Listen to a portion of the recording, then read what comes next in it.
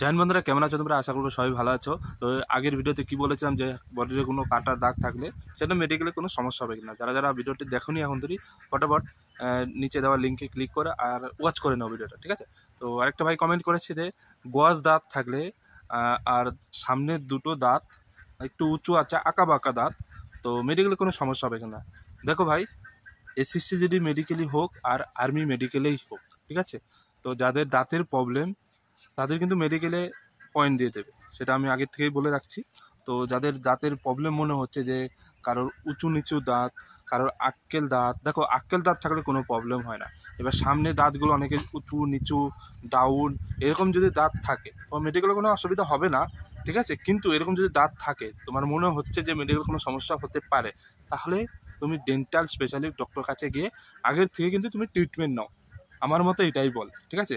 কারণ দেখো দেখো আমার আমার কথা বলছি, আমার সামনে এই দুটো দাঁতে কিন্তু একটু গ্যাপ আছে, এর জন্য তোমার কোনো অসুবিধা হবে না, গ্যাপ থাকলে কোনো অসুবিধা হবে না। কিন্তু দাঁতে যদি পোকা থাকে, এই যে মাড়ির দাঁতে যদি তোমার পোকা থাকে তাহলে কিন্তু মেডিকেলে সমস্যা হবে, এটা তোমার ধ্যান রাখতে হবে।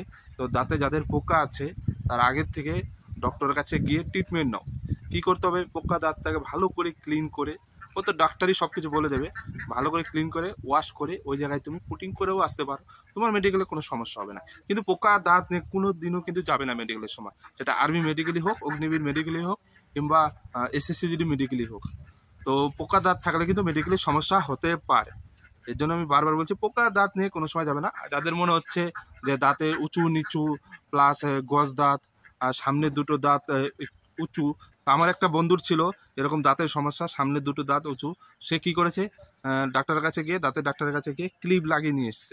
তো ক্লিপ লাগানো মোটামুটি 3-4 মাস ধরে যদি তুমি ক্লিপটা ইউজ করতে পারো, ধীরে ধীরে আজকাল দাঁত সোজা হয়ে যায়। যাদের আঁকা বাঁকা দাঁত আছে না, তাদের দাঁতের কোনো সমস্যা হবে না, ডাক্তার কাছে যাও। আজকাল ক্লিপ লাগিয়ে দিলেও কিন্তু সেটা ঠিক হয়ে যায়, ঠিক আছে।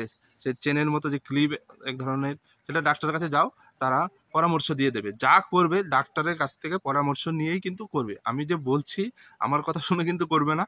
ডেন্টাল স্পেশালিস্ট ডক্টরের কাছে যাবে, যে ডেন্টালের ডক্টর তার কাছে যাবে, তাকে বলবে স্যার এরকম প্রবলেম মেডিকেল আছে, তো আমার দাঁত উঁচু নিচু, তো কী করবো।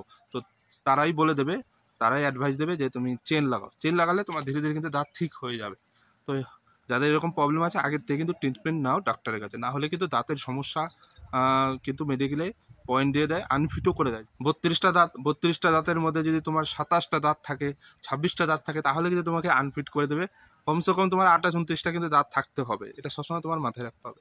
তো দাঁতের যাদের প্রবলেম আছে আগের থেকে ভালো একটা ডক্টর দেখিয়ে ঠিক করে নাও, তারপরেই কিন্তু মেডিকেল করতে যাও। আরেকটা ইম্পর্টেন্ট পয়েন্ট বলে দিচ্ছি, যখন তোমাদের মেডিকেল হবে তার 1-2 দিন আগে দাঁতটাকে ভালো করে ক্লিন করে নেবে। যাদের দাঁতের সমস্যা যদি নাও থাকে তাও ভালো করে দাঁতটাকে ক্লিন করে যাবে।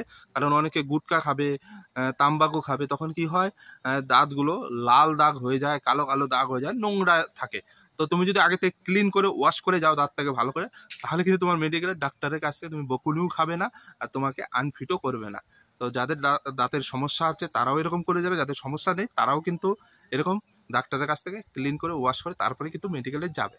বোঝাতে পারলাম তো? ভিডিও কেমন লাগলো আশা করি তোমরা বুঝতে পারলে। ভিডিওটা যদি ভালো লাগে লাইক করবে, শেয়ার করবে, কমেন্ট করবে। যারা ফার্স্ট কমেন্ট করবে তাদের জন্য কিন্তু এরকম ভিডিও থাকবে।